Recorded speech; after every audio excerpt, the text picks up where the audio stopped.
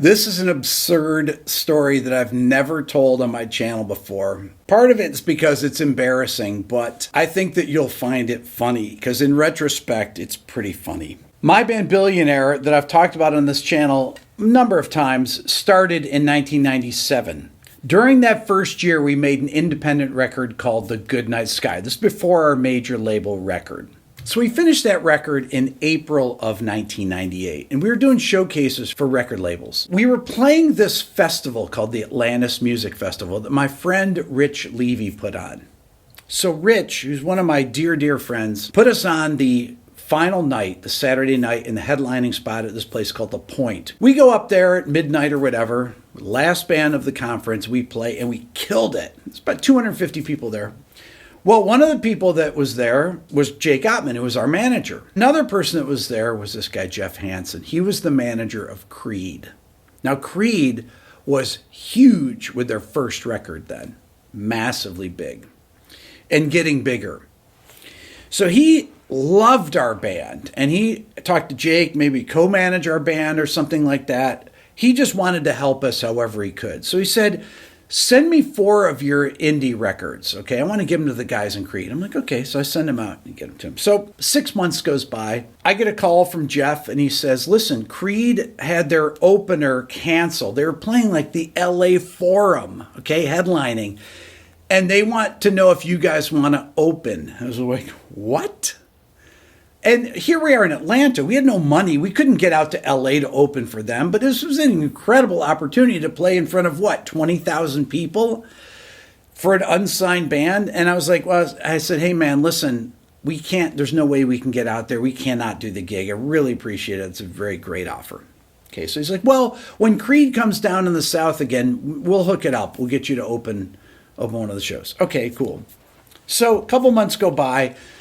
And we have this show at this club in Augusta, Georgia called the Red Lion. Now, Mark, our singer, and Walter, our bass player, are from Augusta. That's 2.5 hours from here in Atlanta. And this is a club that we've played many times before. So all of their friends are going to come out. It's like about a 300-seat venue. It's not a seat. I mean, it's a bar.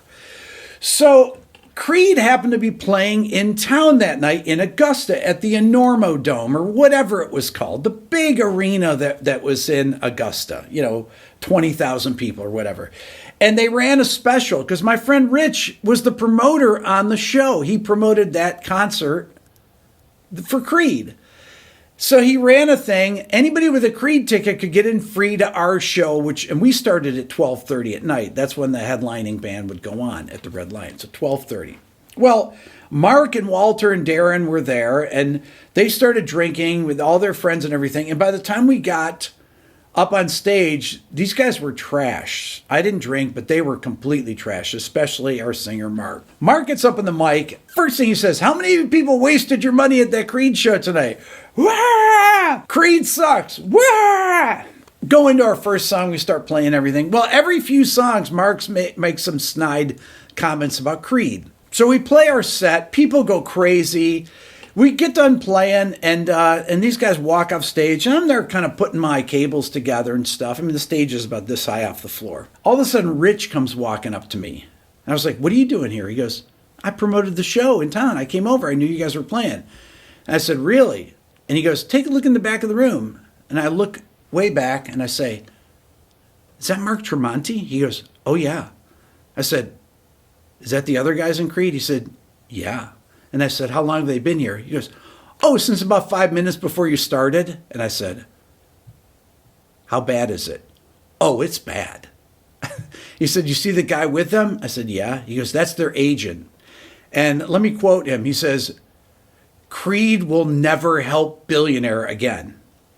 So Mark Tremonti and our singer Mark exchanged words. Our singer Mark was so trashed, nothing happened. All his friends were there and everything. We pack up, we go back to Atlanta. The next day, Jake, our manager, calls me. He says, tell me what I heard happened didn't happen. And I said, you mean the Creed thing? And he goes, yeah. I said, how do you know about that? Oh, their agent called me today. I said, how bad is it? Oh, it's bad. He said, to quote, Creed will never help Billionaire. Okay, is there anything we can do? No. Jake says, you guys have done some bonehead things, but this takes the cake. So we end up getting a record deal. We make our record. It was a disastrous record. I've talked about that on the channel before. Our record comes out, and it was out for only a few weeks before our label got bought out by Universal and we got dropped. But before the record came out, we tried to get ads on radio stations in the active rock format. That was like heavy rock format. Well, Creed was the top band in the active rock world then. And there were stations that we could not get on because basically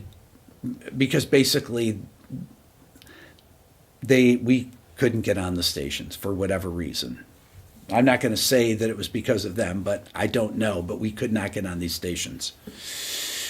And then we're a signed band and stuff. And that summer we got offered a bunch of big dates playing festivals. Playing in Raleigh, North Carolina, playing in Atlanta, playing in Birmingham, wherever, all through the South. Every time before the concert would come up, like the day before, Jake would call us up. He says, I got bad news. I said, what? He goes, well, you're playing second stage. Why? Because Creed had you bumped off, or their agent had you bumped off. The guys in the band didn't know, but their agent had us bumped off the main stage. And this happened every single time. So we end up getting dropped 3 weeks after our record came out, and I went and became a producer. Come 2008, so 9 years later, I get a call from a guy at Wind Up Records. This was Creed's label. I want you to go down to Scott Stapp's house and write some songs with him. I said, okay. And then I told him the story, and he's like, oh, well, I still want you to go. Okay. So I get down there and I meet Scott. Hey, man, I didn't say I was in the billion. I didn't say anything. I meet him. Nicest guy in the world. So we start working on songs on the first day and we hit it off. And he had songs that he had written. I was basically just helping him produce them. I wasn't writing with him. And he's like, he had a daughter that was 2. And my son Dylan was a year and a half. And my wife Nina was pregnant with Lennon. So he's like, why don't you have your wife and your son come down to hang out? They can hang out with his wife and his daughter, and his son was 10 at the time, I think. And I was like, okay. So my wife flies down, and they get there, and they're playing, really hit it off. Scott's out there playing basketball with Dylan and shooting baskets on his basketball court, and it was great. It was very fun. And then that first day or second day there, Dylan trips in his kitchen and chips his front tooth, breaks it right in half. And Scott was horrified. He said, you're going to think about this every time you look at him until that new tooth comes in. And he was right. We had to have Dylan's tooth taken out, and he was without his front tooth until he was 6 years old. Now, the guys in the band are all nice guys, and Scott was incredibly nice. This was just a dumb thing that Mark did from drinking with his friends before the show. But it teaches you a lesson. Don't trash bands when they're standing 5 feet from the stage. That's all for now. Leave a comment. Love to see what you think about this. And don't forget to hit the subscribe button. Thanks so much for watching.